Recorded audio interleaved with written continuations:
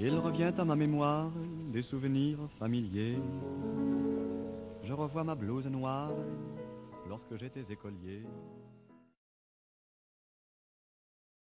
Moi, je me rappelle avoir vu l'Américain qui filmait, qui a sauté sur le capot de sa Jeep pour prendre des photos, mais après, je ne savais rien. Et 20 ans après, j'ouvre un bouquin, je trouve la photo dedans. Je dis, c'est pas vrai. Ah oui.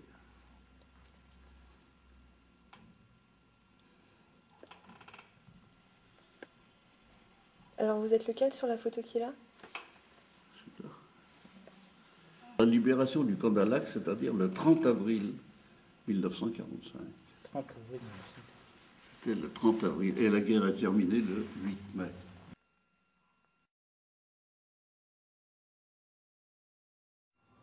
Libération. Ah, beau mot, ça. C'est un beau mot, la libération. Ben oui. Alors là, quand tout a été fini, et déjà quand les Allemands étaient chassés de France, c'est la première libération, c'était bon. Ça, c'était bon à vivre. C'est la libération. La libération parce que c'est la libération de la France, notre pays, et avec tout ce qui vient avec, c'est-à-dire la République, les valeurs républicaines qui étaient abolies, complètement abolies, hein, avec le régime de Vichy. Les Américains arrivés, la première Jeep américaine arrivée, c'était le signe tangible que la libération était arrivée. Je me suis endormi. À ce moment-là, il y a un copain qui est venu me trouver, il me dit « Dis donc, on est libérés ». Je dis « Libérés ?» Il dit « Oui, les Russes sont là. » Les Russes, et en fait, il y avait des Russes qui étaient ici. C'était quelque chose d'extraordinaire pour nous. C'était tellement bon que ça m'émeut encore.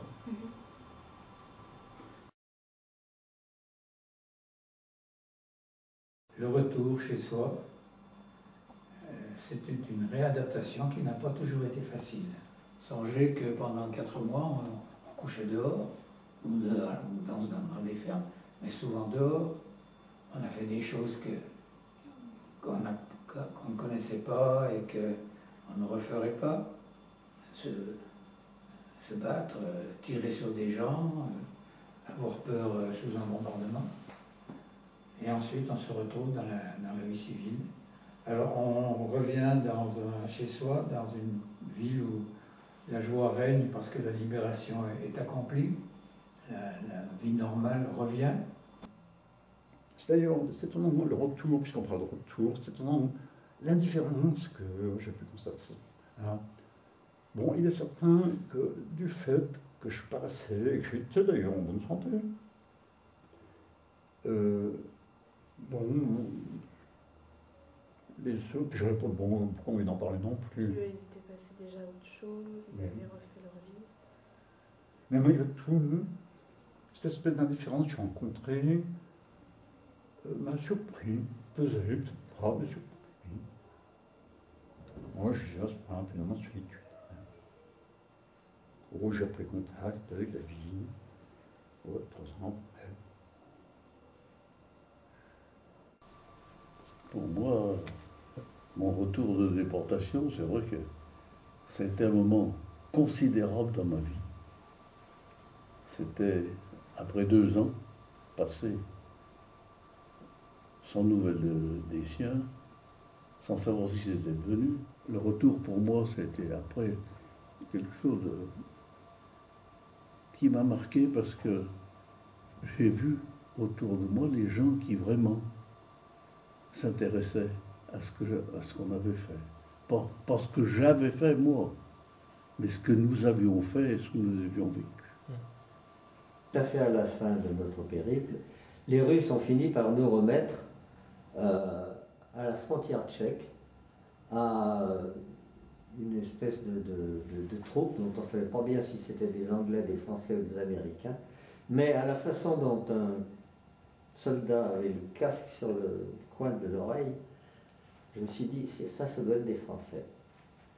Alors je suis allé le trouver et puis je lui ai dit, donc qu'est-ce que vous allez faire de nous? Alors il me dit, te fais pas de soucis, mon petit, ce soir tu couches chez toi. La moutarde m'est montée au nez, je l'ai agrippé par son veston. Puis je lui ai dit, il y a, voilà 5 semaines qu'on nous emmène de droite et de gauche, qu'on nous dit toujours vous serez libérés, hein, mais moi, ben, je voudrais bien que je sois libéré, il ne faut pas qu'on me raconte des histoires. Quand nous sommes arrivés à Lyon, c'était Bron à l'époque, c'était pas encore cette heure. On nous a fait attendre une petite minute, et puis l'avion s'est mis à rouler. Et j'ai dit, mais qu'est-ce qui se passe? On a été assez étonnés. Et alors il est allé très loin, vers des bâtiments. À ce moment-là, c'était un Dakota, je me souviens. La porte s'est ouverte, on nous a fait descendre des escaliers et on a entendu la Marseillaise. Ouais, bizarre. Il dit, comment ça se fait, nous pourquoi la Marseillaise? Il dit, ben oui, si, vous avez été déportés et on vous rend un hommage. Bon. Alors ça fait un drôle d'effet, une drôle d'émotion. Il y a des infirmières qui sont venues ici, qui nous ont employés par le cou, etc. Voilà. On dit, qu'est-ce qui vous ferait plaisir? Alors, je dis, ben, moi, il y a une chose qui me ferait plaisir, c'est un chocolat bien chaud. Il dit, mais c'est possible, monsieur, c'est possible. Et à ce moment-là, je crois bien que j'ai pleuré, parce que c'était étonnant. Voilà la première grande joie de mon retour. Après, le retour, ben, ça a été le retour dans la famille, bien sûr. Mais là, il me semble qu'il fallait que je vous fasse part de cette joie.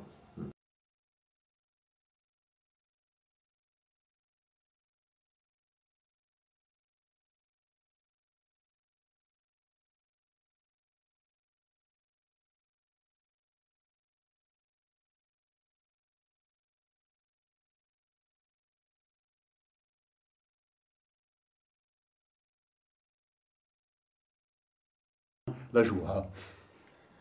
La joie.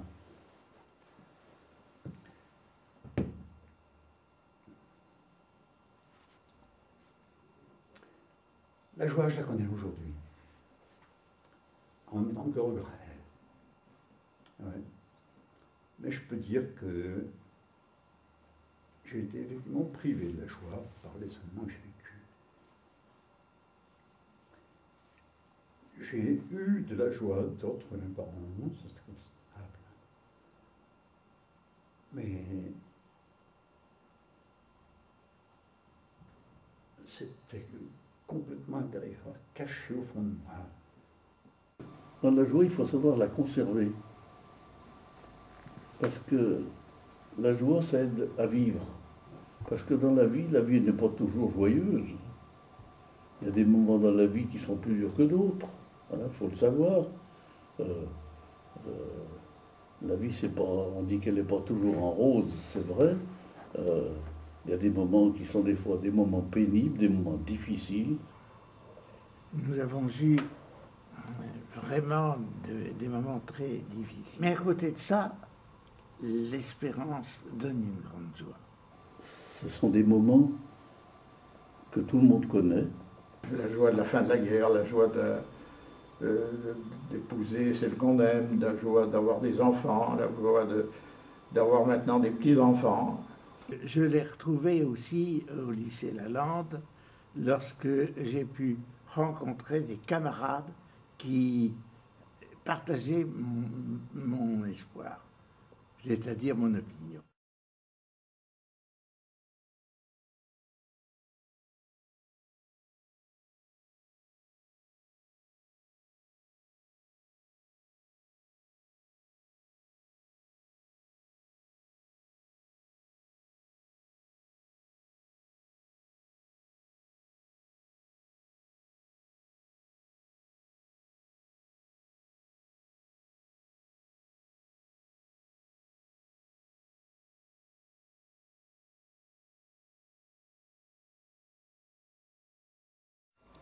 Le lycée, c'est l'endroit où non seulement on apprend pour travailler, mais on apprend aussi pour vivre.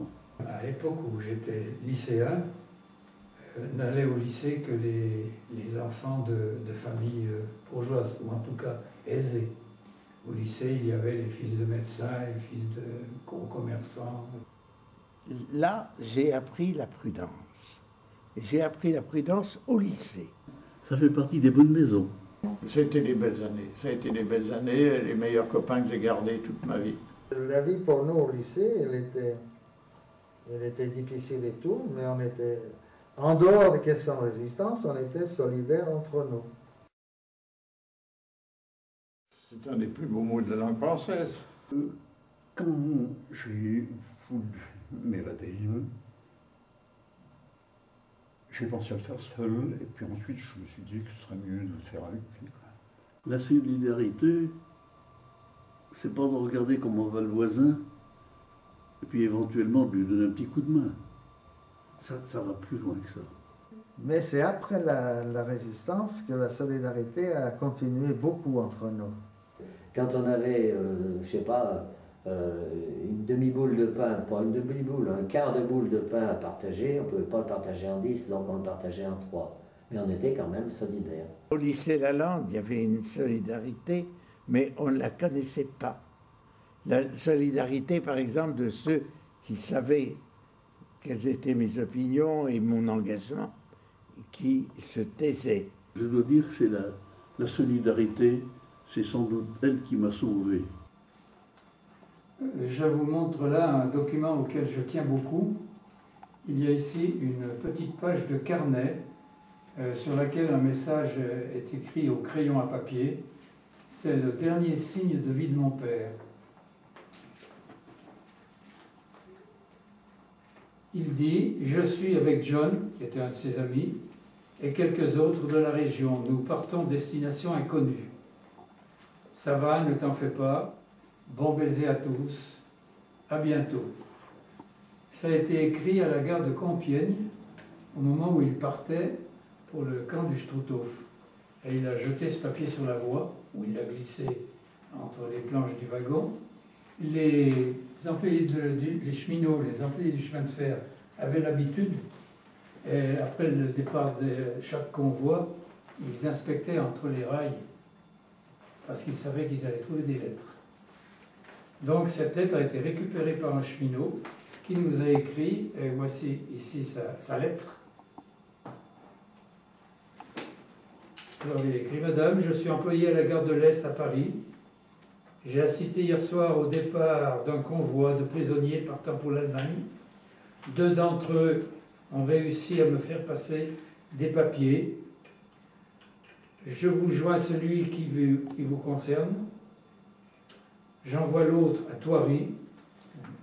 Thoiry, c'est le village où habitait son compagnon. Là. Veuillez avertir les autres familles que vous connaissez. Tous les partants étaient en bonne santé.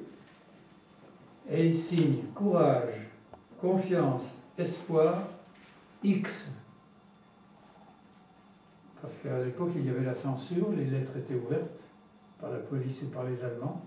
Donc il nous écrit sous X, afin de ne pas être inquiété. C'est le dernier signe de vie de mon père qui est mort au camp du Struthof 2 mois après.